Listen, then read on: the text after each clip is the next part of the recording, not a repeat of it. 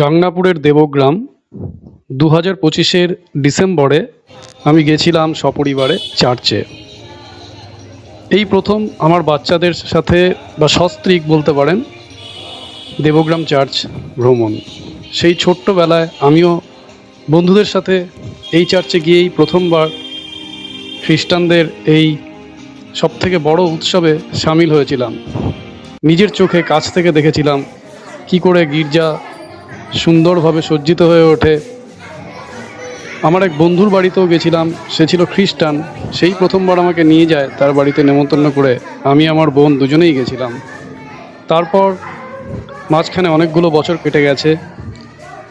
কর্মসূত্রে পড়াশোনার জন্য বাইরে বাইরে কাটিয়ে আজ ভারতের এক অন্য অঙ্গরাজ্যে আমি চাকরি করি। তো সেখানে ঠান্ডা ডিসেম্বরে আমাদের এখানকার মতন পড়ে না, আর এরকম সুন্দর চার্চও আমি খুব একটা আশেপাশে পাইনি বাচ্চাদের দেখানোর জন্য। তো এবছর প্রথম এই সুযোগ পেলাম, আর সেই সুযোগে ওদের নিয়ে মন ভরে এই জায়গা ঘুরিয়ে দেখালাম, আর ওদেরও আনন্দের শেষ নেই। দেখুন কিভাবে বাচ্চারা ছুটোছুটি করে খেলা করছে। আমরা যখন ছোট ছিলাম তখন এই মেলাটা বসতো না। এটা এখন চার্চের প্রাঙ্গণেই পাশে একটা ছোট মাঠে মেলাটা হচ্ছে দেখছি। শুনলাম বেশ কয়েক বছর ধরেই চলছে এই মেলা।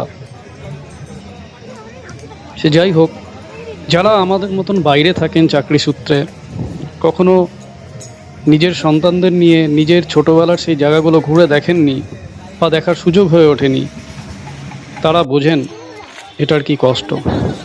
আজ এই পর্যন্তই। নমস্কার।